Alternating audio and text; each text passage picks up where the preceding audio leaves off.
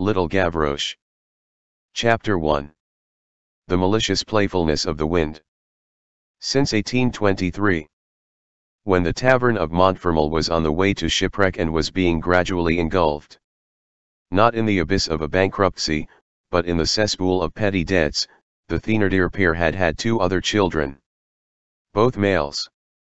That made 5. 2 girls and 3 boys.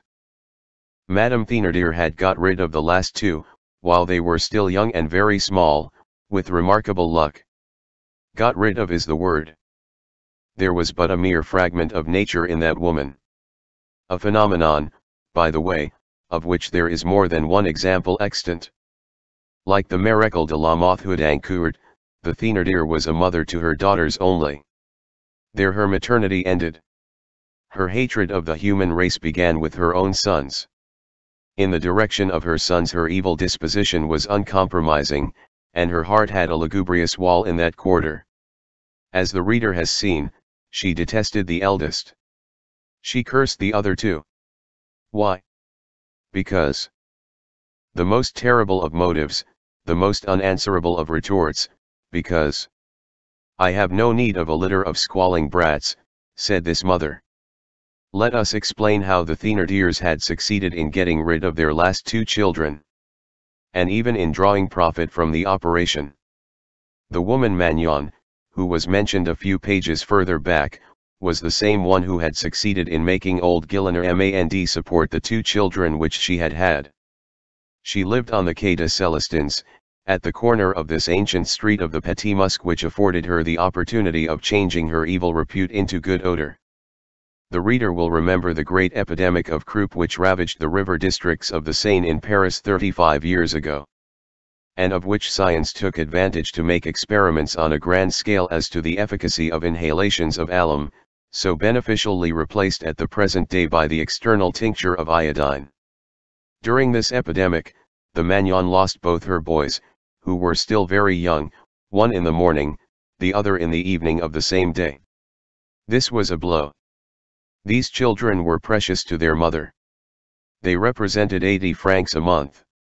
These 80 francs were punctually paid in the name of M. Guillainer-Mand, by collector of his rents, M. Barge, a retired tipstaff, in the Rue du Roi de Sicile. The children dead, the income was at an end. The Magnon sought an expedient. In that dark Freemasonry of evil of which she formed a part, everything is known, all secrets are kept, and all lend mutual aid. Magnon needed 2 children. The Thénardiers had 2. The same sex, the same age. A good arrangement for the one, a good investment for the other. The little Thénardiers became little Magnons. Magnon quitted the Quai des Célestins and went to live in the Rue Clocheperce. In Paris, the identity which binds an individual to himself is broken between one street and another. The registry office, being in no way warned, raised no objections, and the substitution was effected in the most simple manner in the world. Only, the Thénardier exacted for this loan of her children, 10 francs a month, which Magnon promised to pay, and which she actually did pay. It is unnecessary to add that M. Guillainer-Mand continued to perform his compact. He came to see the children every 6 months. He did not perceive the change. Monsieur, Magnon said to him, how much they resemble you. Thénardier, to whom avatars were easy, seized this occasion to become Jondrette. His 2 daughters and Gavroche had hardly had time to discover that they had 2 little brothers.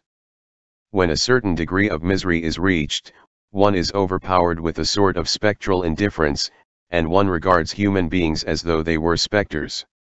Your nearest relations are often no more for you than vague shadowy forms, barely outlined against a nebulous background of life and easily confounded again with the invisible.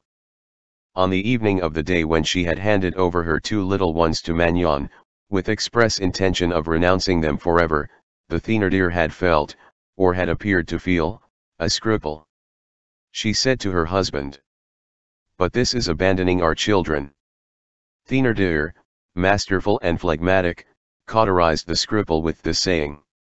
Jean-Jacques Rousseau did even better.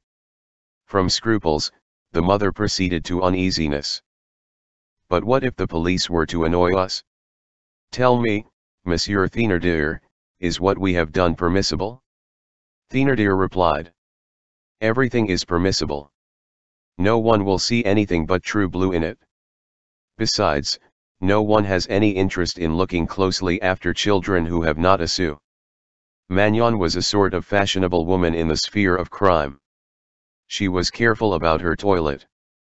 She shared her lodgings, which were furnished in an affected and wretched style, with a clever gallicized English thief. This English woman, who had become a naturalized Parisienne, recommended by very wealthy relations, intimately connected with the medals in the library and Mademoiselle Mars diamonds, became celebrated later on in judicial accounts. She was called Mamselle Miss. The two little creatures who had fallen to Magnon had no reason to complain of their lot. Recommended by the 80 francs, they were well cared for, as is everything from which profit is derived. They were neither badly clothed, nor badly fed. They were treated almost like little gentlemen, better by their false mother than by their real one. Magnon played the lady, and talked no thieves' slang in their presence. Thus passed several years. Thénardier augured well from the fact.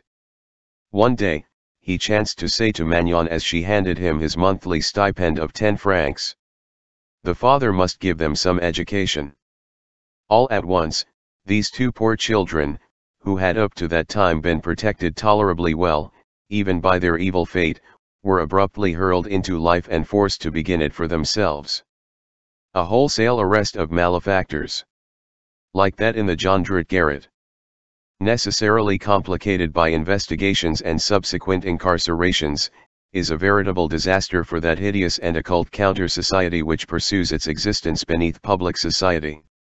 An adventure of this description entails all sorts of catastrophes in that somber world. The Thénardier catastrophe involved the catastrophe of Magnon. One day, a short time after Magnon had handed to Éponine the note relating to the Rue PLUMET, a sudden raid was made by the police in the Rue Clocheperce. Magnon was seized, as was also Mamselle Miss. And all the inhabitants of the house, which was of a suspicious character, were gathered into the net. While this was going on, the two little boys were playing in the backyard, and saw nothing of the raid. When they tried to enter the house again, they found the door fastened and the house empty.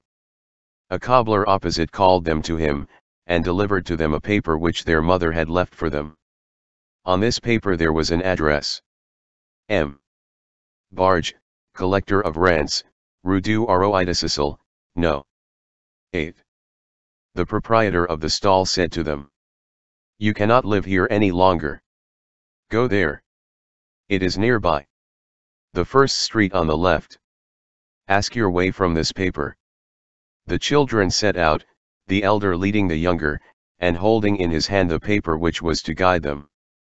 It was cold, and his benumbed little fingers could not close very firmly, and they did not keep a very good hold on the paper.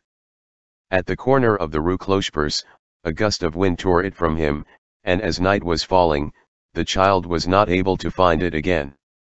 They began to wander aimlessly through the streets.